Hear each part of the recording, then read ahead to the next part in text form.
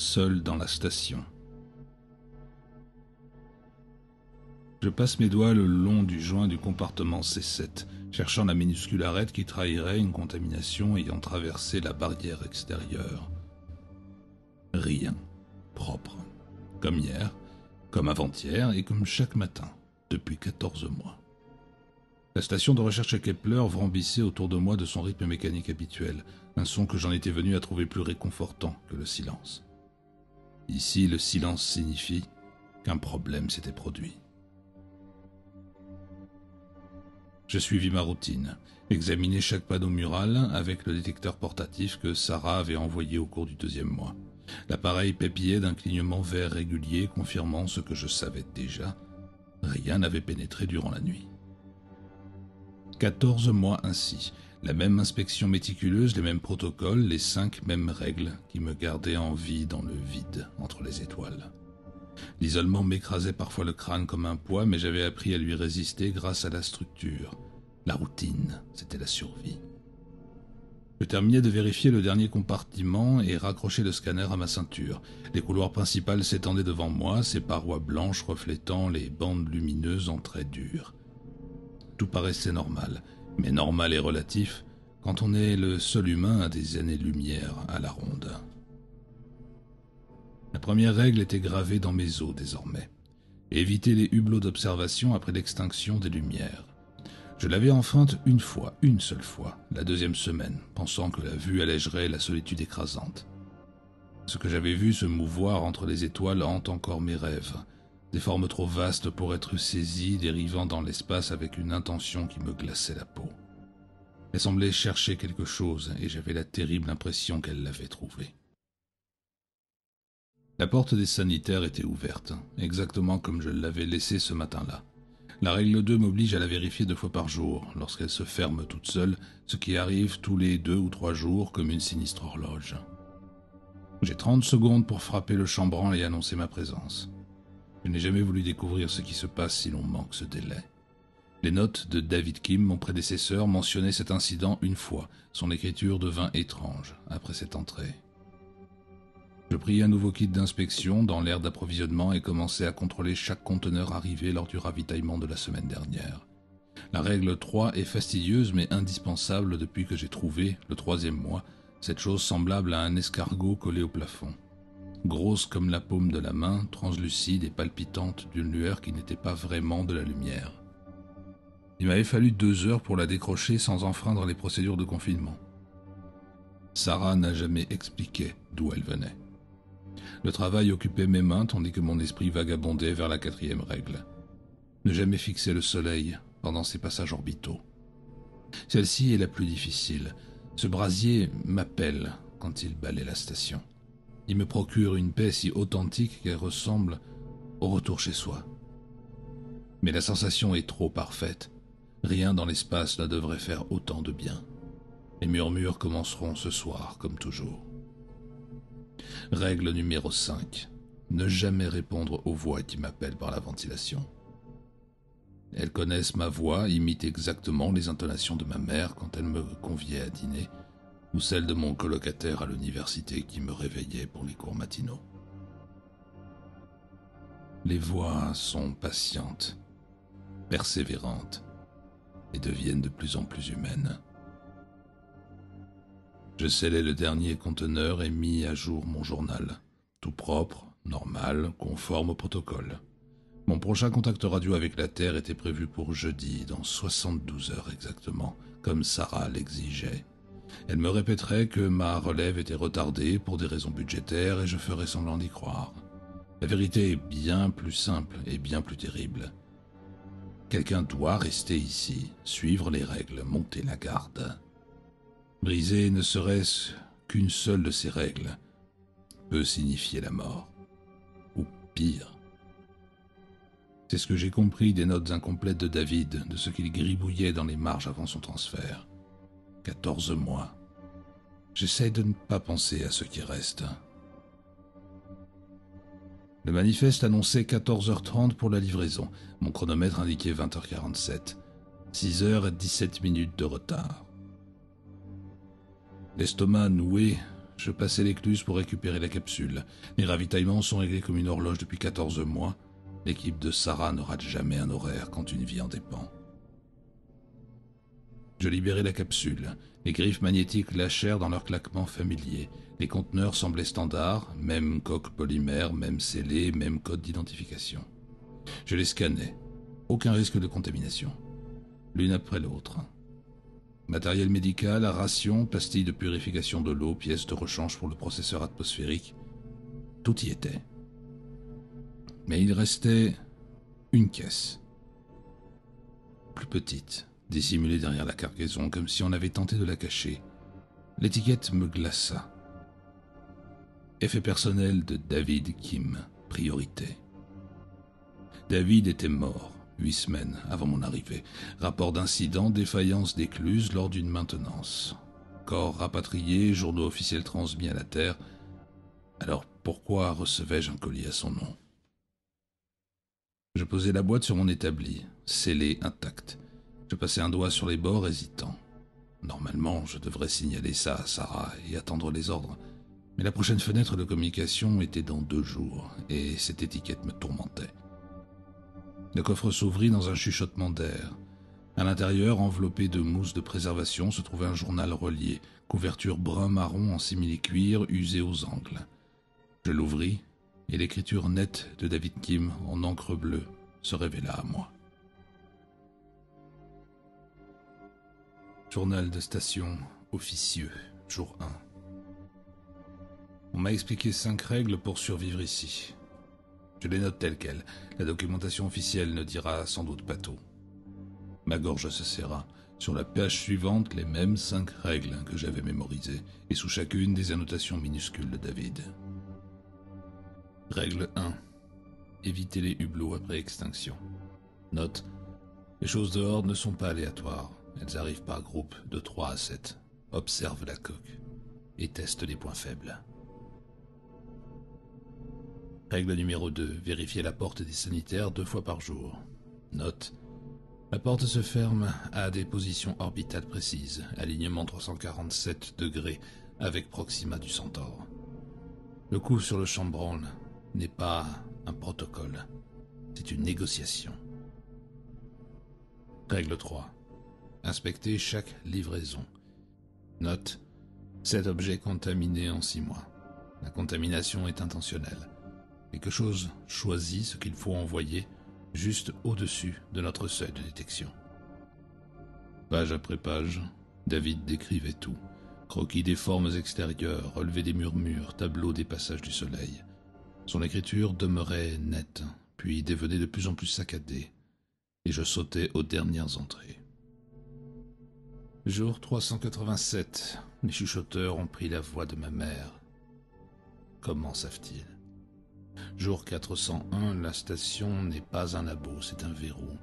Nous sommes les geôliers sacrificiels.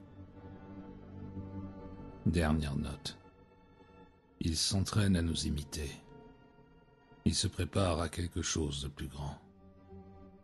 Je fermai le journal d'un claquement sec. Il me fallait joindre Sarah immédiatement. Je traversai le couloir jusqu'à la console radio et activai la fréquence d'urgence, réservée aux situations critiques. Un souffle de statique emplit le haut-parleur. J'augmentai le gain, recommençai et toujours rien. Je parcourus toutes les fréquences disponibles, civiles comme d'alerte, et toujours le même bruit blanc. Soit l'interférence entre ici et la Terre était titanesque, soit personne ne répondait. Le chronomètre indiquait 22h15, l'heure à laquelle la station entame son cycle nocturne et tamise l'éclairage. J'entassai le journal de David dans mes bras et marchai vers le pont d'observation. Peut-être verrai-je la Terre depuis la grande baie vitrée. En approchant du couloir, les néons passèrent progressivement du blanc vif à l'ambre doux. Puis ils s'éteignirent complètement. C'est alors que je l'entendis. Un grattement. Pas sur un seul hublot comme parfois durant ces 14 mois, mais sur plusieurs à la fois. La vitre du pont d'observation, l'ocular de la section C, l'ouverture d'urgence près de l'infirmerie. Un raclement rythmique, comme des griffes traçant des arcs sur la coque. Je me plaquai contre la cloison et tendis l'oreille. Le bruit se répondait, de façon non aléatoire. 10 secondes sur le hublot principal, arrêt net, puis la section C reprenait la séquence, puis la baie médicale. Il communiquait. J'agrippais le journal contre ma poitrine, luttant pour respirer. Les entités dehors ne se contentaient plus de tester nos défenses, elles orchestraient, organisaient, et d'après les relevés de David, elles apprenaient de chaque humain passé avant moi. Le grattement cessa aussi brusquement qu'il avait commencé, ne laissant que le ronron mécanique de la ventilation et mon pouls affolé. Je me réveillai en sursaut, haletant avant même d'ouvrir les yeux. L'air semblait plus frais, glissant d'une manière anormale. La porte des sanitaires était béante. Je bondis de ma couchette. 6h47. J'avais fermé cette porte à 23h30, comme chaque nuit. Vérification du joint, cliquetis net de la serrure. À présent, elle s'ouvrait comme une invitation. L'obscurité au-delà était trop dense. J'attrapais le journal, relus les observations de David sur la fenêtre de 30 secondes et les conséquences, mais ceci était inédit. La porte n'était pas simplement close, elle était grande ouverte. Je m'approchais, malgré l'instinct qui me hurlait de fuir. 3 coups secs sur le chambranle. Ici, Michael Torres. Je signale ma présence. Silence. 5 secondes, 10, 15, puis un souffle. Pas le murmure régulier des recycleurs, mais un véritable souffle organique, maîtrisé, comme si quelqu'un contrôlait sa respiration et m'écoutait. Je me repliai vers le centre de commande. L'éclairage d'urgence n'avait pas encore basculé sur le cycle diurne. Une phosphorescence ambrée laissait planer des ombres épaisses. Chaque recoin ressemblait à une menace. Des chuchotements commencèrent avant que j'atteigne la radio. D'abord, je crus qu'ils venaient des conduits, comme d'habitude, mais en m'arrêtant, je m'aperçus qu'ils émanaient des parois elles-mêmes, pas des bouches de ventilation. « Michael, viens jouer avec nous. » La voix appartenait à Jenny Reeves, CE2. Ce léger zozotement, indubitablement, ne pouvait être qu'à elle. « Il ne viendra pas, il ne veut jamais jouer. » ajouta Tommy, mon voisin de 10 ans.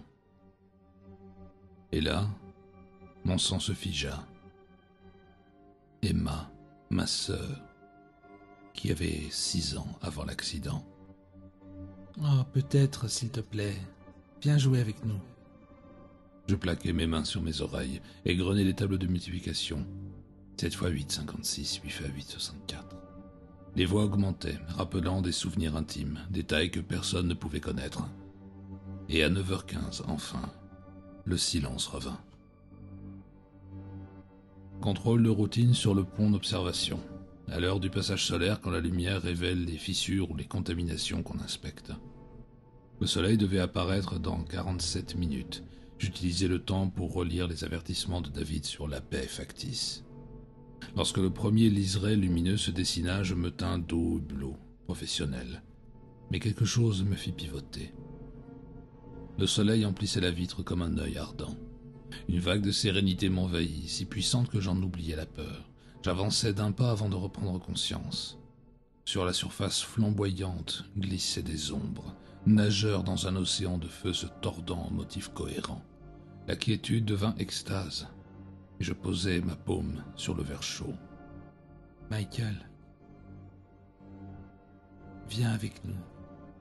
Tu n'es plus seul. » Je m'arrachais à l'hypnose grâce aux chiffres et reculais.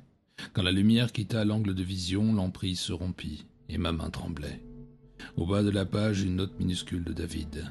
« Ils se nourrissent de notre manque. La lumière est un leurre. » 19h30, inspection de la soute. Je voulais préparer l'arrivée du prochain ravitaillement. Les créatures escargots couvraient murs, plafonds et sols, des dizaines ou des centaines, bien plus grosses. L'une, large comme une assiette, suivit mon mouvement sans yeux. Je reculai et tous émirent un éclat vert maladif synchronisé. La fréquence d'urgence crépita alors. « Michael, ici Sarah Collins. Contrôle sol, priorité alpha. »« Sarah, j'ai des... » Écoute-moi. Nous détectons des signatures énergétiques massives autour de ta position. Active immédiatement le protocole de confinement 7. Quel protocole 7? Qu'est-ce qui se passe? Les créatures prolifèrent, la porte des sanitaires... Les barrières cèdent. Tu dois... Puis le silence. Les voyants indiquaient pleine puissance, mais toutes les fréquences restaient muettes. L'illusion de contact venait de s'effondrer. J'étais vraiment seul. Avec ce qui apprenait ma voix, ce qui se multipliait dans la soute, ce qui m'appelait depuis le faux soleil. 3h17, la station mourut. Je m'éveillai dans une obscurité compacte, plus de ventilation, plus de vibrations de réseau. Le moindre lumignon du tableau de bord était éteint. Je saisis ma lampe d'urgence et son faisceau révéla ma cabine intacte, mais le bracelet chronomètre affichait des pixels morts.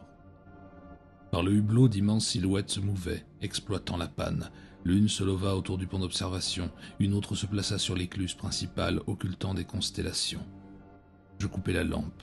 Dans le noir, leurs formes se précisaient, palpant la coque comme des doigts cherchent une fissure. Je tâtonnais jusqu'au couloir. La porte des sanitaires était fermée. J'y collai l'oreille. Des voix, pas des murmures, des conversations inhumaines en syllabes qui blessaient l'esprit. Je toquai. Michael Torres, je signale ma présence. Les voix cessèrent. Puis un rire collectif enfla, résonnant dans ma cage thoracique. Je refusai d'allumer la lampe. La lumière les attire. Mais proche de la soute, quelque chose craqua sous ma botte. Un flash rapide.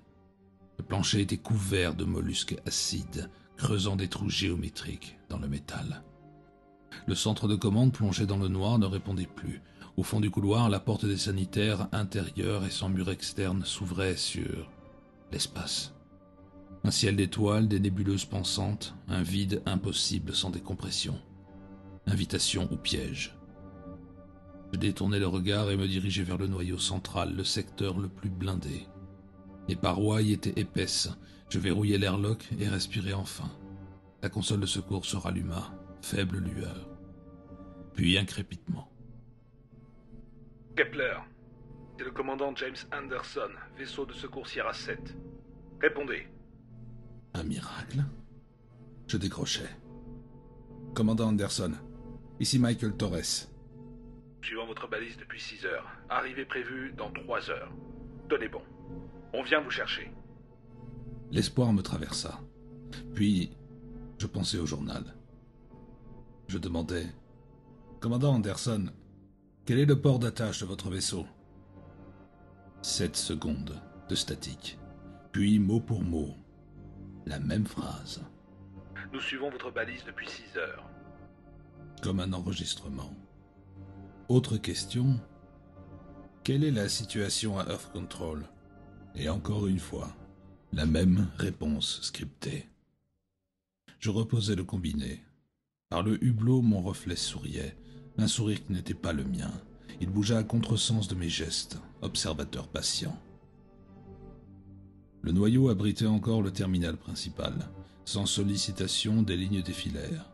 Station Kepler, protocole de confinement dimensionnel. Collecte de données humaines. 94% achevé. Chaque occupant passé y figurait. Durée de mission, statut, sujet parfaitement répliqué. Brèche, contenu. David n'était pas mort. Il avait été remplacé. Le haut-parleur s'emplit de dizaines de voix. Anderson, Sarah, ma mère, la mienne, fusionnées. Elle disait que le monde n'avait plus besoin de moi, que je devais rester avec eux et qu'ils pouvaient tout me rendre. Leur sollicitude sonnait creux, mécanisé. Sur l'écran, un protocole de destruction nucléaire apparut. Il pouvait sceller le point de jonction en annihilant la station dans un rayon de 50 km. Sauver la Terre, au prix de ma vie.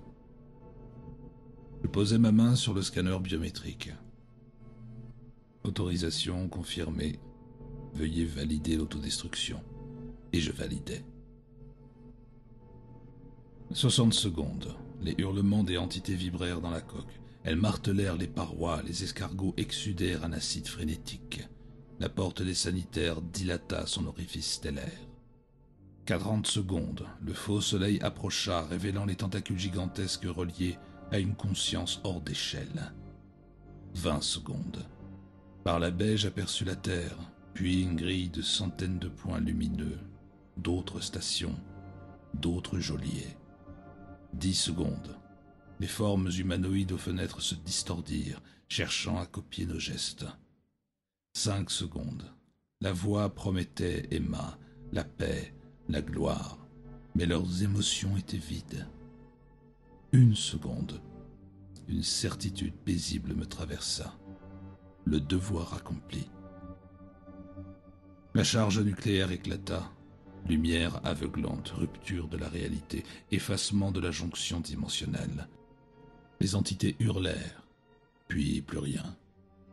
La coque se disloqua, le vide m'aspira, mais je partis avec la conviction que la barrière tenait encore.